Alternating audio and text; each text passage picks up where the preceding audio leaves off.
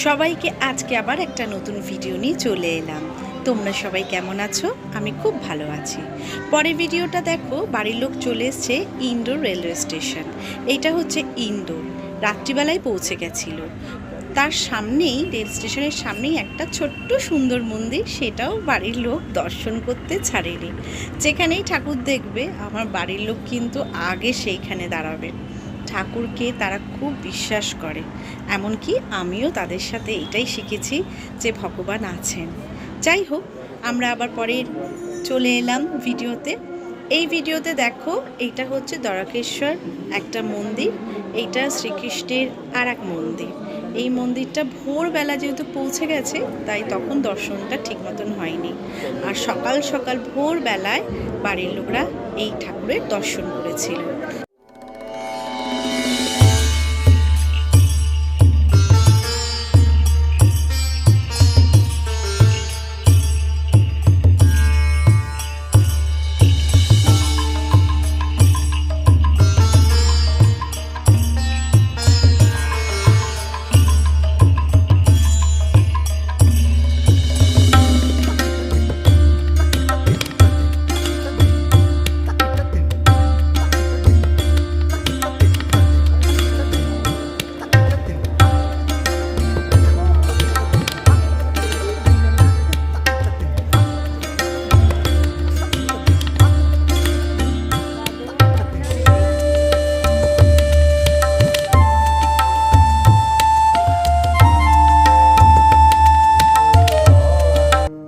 এটা হচ্ছে যমুনা নদীর তীরে একটি মন্দির। আর এই দেখো, যমুনা নদীর তীরটা কত সুন্দর পবিত্র।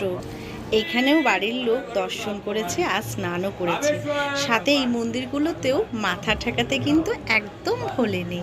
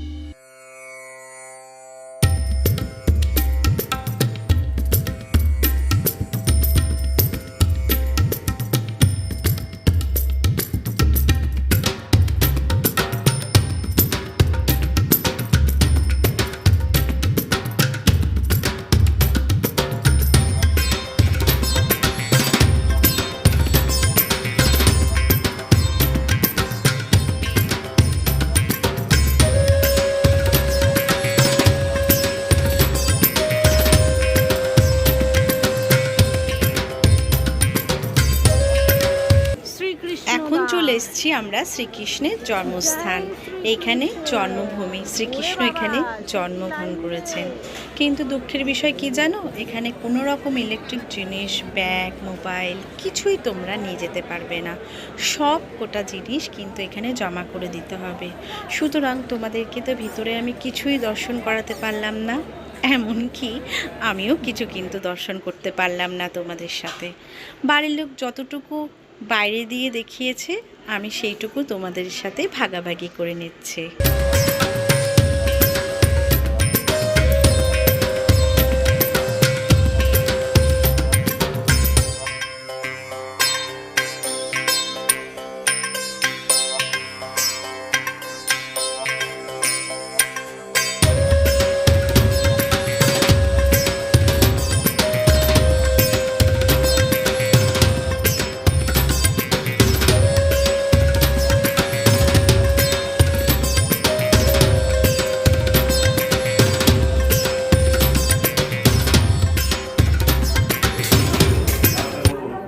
জয় শ্রীকৃষ্ণ, জয় রাধে।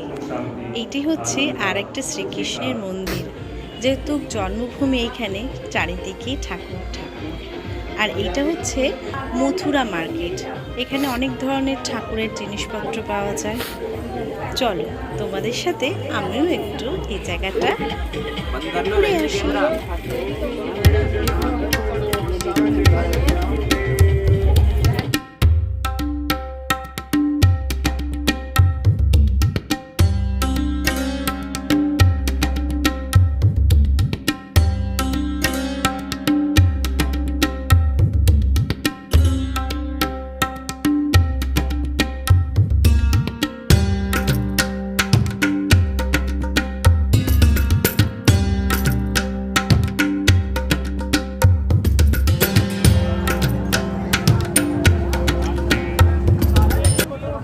নাম হচ্ছে বিশ্রাম ঘাট। এই ঘাট একদম খোলামেলা, খুবই পরিষ্কার। আমরা চাইলেও কিন্তু এখানে অনেক আনন্দ করতে পারি, যেমন ফটোশ্যুট, এমনকি নৌকাও চড়তে পারবো। তো বাড়ির লোক কিন্তু নৌকা চড়েছে, সেই ভিডিওটা কিন্তু আমাকে একদম দেয়নি, তাই তোমাদের সাথে আমি শেয়ার করতে পারলাম না সেই ভিডিওটা। আর এই দেখো, বাবার বাহন কিন্তু এখানে সব কিছু দেখছে। আর এইটা হচ্ছে খাবারের মার্কেট, যত রকম আমাদের খাবার এখানে সব পাওয়া যায়। চা তো বলে খুব সুন্দর ওখানকার চা, চায়ের ওপরে লেয়ারটা বলে সর দিয়ে, মোটা সর দিয়ে ঢাকা থাকে। আর এখানে কিন্তু পুরো ভেজ, এখানে কিন্তু কোনো নন ভেজের আইটেম তোমরা পাবে না।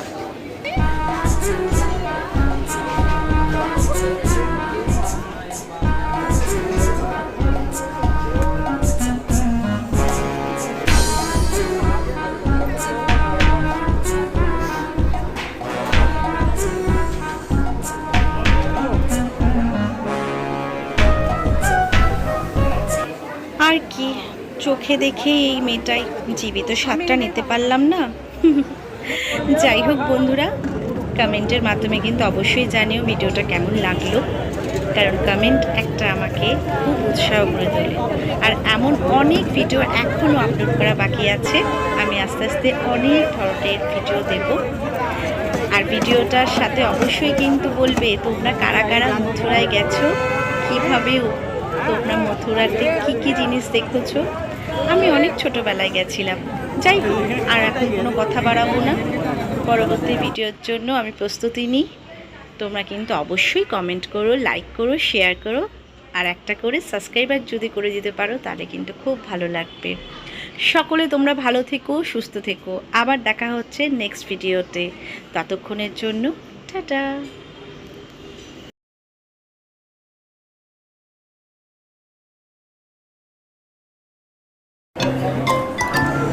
देखिए